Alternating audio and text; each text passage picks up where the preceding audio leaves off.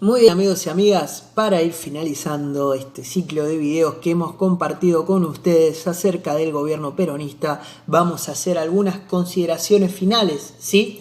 Acerca de las transformaciones que se le atribuyen al gobierno peronista en el periodo de 1946 hasta la posterior caída en 1955.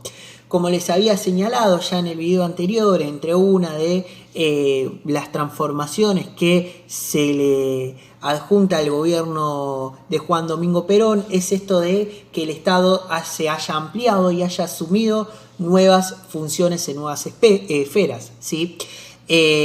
Podemos decir y podemos señalar de que realmente el peronismo produjo serios trastornos en lo referido a los sectores sociales, ¿sí? En cómo se venían dando las relaciones, ¿sí? Recordemos esta especie de superioridad en cierto punto, ¿no? Que se daba de los sectores que habían detentado privilegios siempre y que se veían amenazados ahora por el avance del sector trabajador, que cada vez iba obteniendo más y más conquistas y más derechos. Vamos a ver cómo esta clase subalterna, ¿sí? Como la clase trabajadora, ¿no? Porque siempre, digamos, hablamos de una clase dominante y una clase subalterna.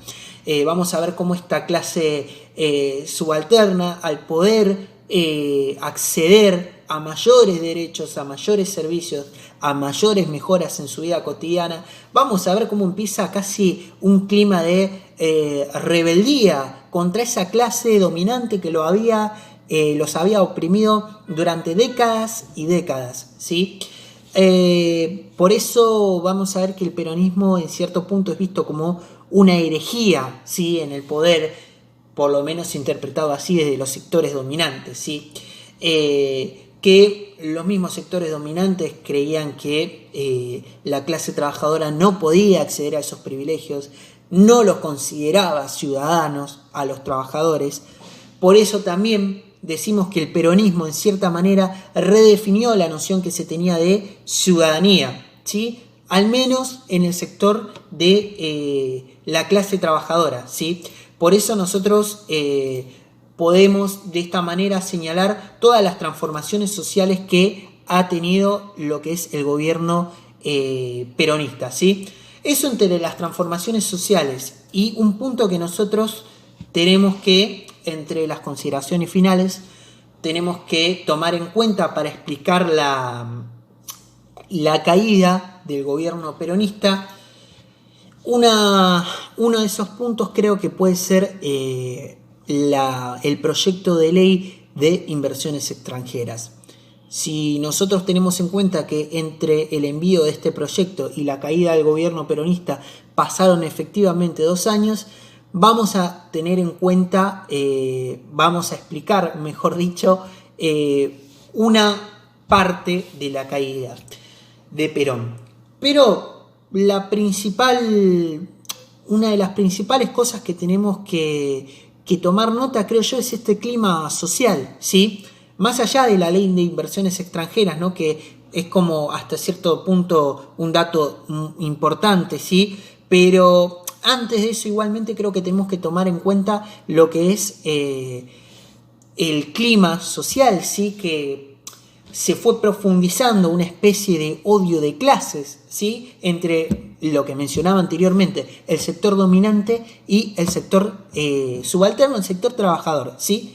Se fue profundizando ese odio de clases debido a las conquistas obtenidas por y con el gobierno peronista, ¿sí?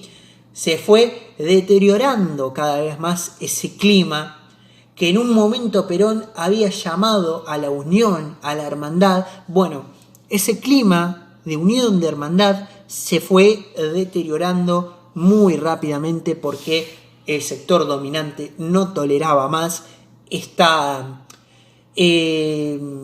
especie de, digamos, rebeldía de la clase trabajadora, de altanería, de mirar a los ojos a los patrones, ¿sí? Era algo a lo que no estaban acostumbrados. Sé que hoy esto puede sonar como una especie de muy lejano, pero si nos los ponemos a pensar, han pasado 70 años, ¿sí? Es decir, realmente digo, no ha transcurrido tanto tiempo, digamos. Pero bueno, esto que en la historia no parece un poco lejano, realmente sucedía así. Entonces tenemos nosotros la profundización de este odio de clases como una especie de caldo de cultivo para el posterior golpe de Estado en 1955.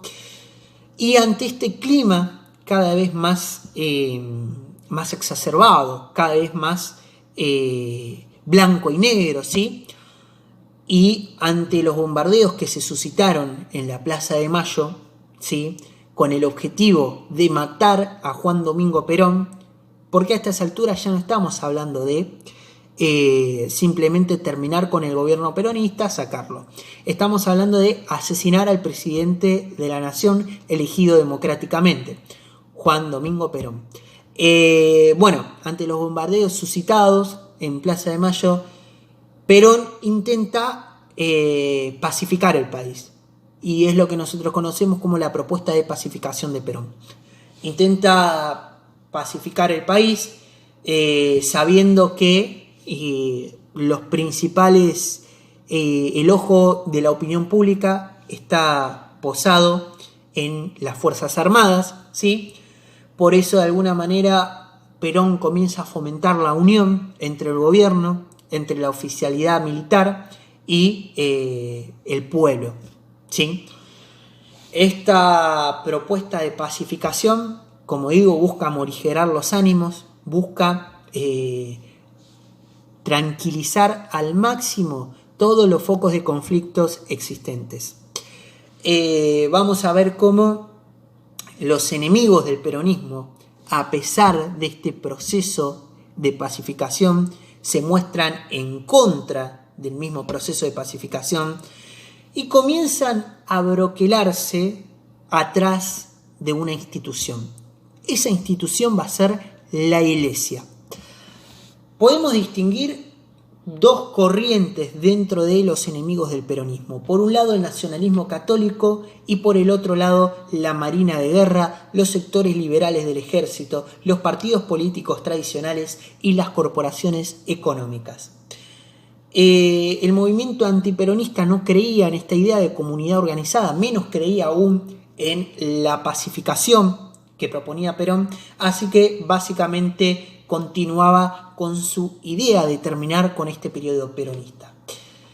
Básicamente la rivalidad de Perón con la Iglesia podemos sintetizarla de alguna forma en que Perón consideraba que existía cierta reacción clerical, o sea, cierta reacción de la Iglesia contra las autoridades que se habían constituido legítimamente, es decir, Perón era un presidente electo legítimamente y la Iglesia reaccionaba contra él y también contra la Fundación Eva Perón, ¿no?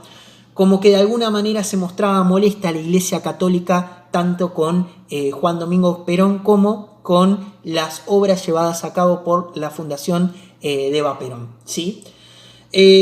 Nosotros vamos a ver que ante todo esto, ante todo este clima de intento de pacificación y ante el fracaso por parte de los sectores dominantes que no querían la pacificación, vamos a ver cómo Perón finalmente en 1955 decide poner fin a esta pacificación, señala a la oposición como el principal foco de desestabilización. Para 1955, ¿se acuerdan que les había dicho el proyecto de ley de inversiones extranjeras? Para 1955 ya había fracasado, ya había sido, rechazado por el Congreso. Básicamente señala a Perón a la oposición como principal eje, como principal foco de desestabilización, ¿sí? Ante esto nosotros tenemos realmente un clima muy, muy exacerbado, tenemos un clima muy, muy complicado y por lo cual vamos a ver cómo las últimas horas de Perón en el gobierno transcurre y se las confía a sus compañeros de armas, es decir, a las Fuerzas Armadas. Perón confía en que las Fuerzas Armadas se van a mantener leales, cosa que después finalmente no termina sucediendo. Y el sector que efectivamente le responde a Juan Domingo Perón va a ser el sector trabajador, el de las clases obreras, el único sector que se va a mostrar leal al gobierno peronista, ¿sí? De esta manera nosotros tenemos en cuenta que el sector de la oficialidad va a traicionar a su camarada, a Juan Domingo Perón, y finalmente va a tener lugar el golpe de Estado de 1955. Hasta aquí un breve resumen que espero les haya sido de utilidad para guiarlos y guiarlas hacia las respuestas de los trabajos que tienen que hacer. Nos vemos en un próximo video, en la siguiente clase. Espero que todo esto les haya servido y bueno, muchos éxitos a todos y a todas. Nos vemos.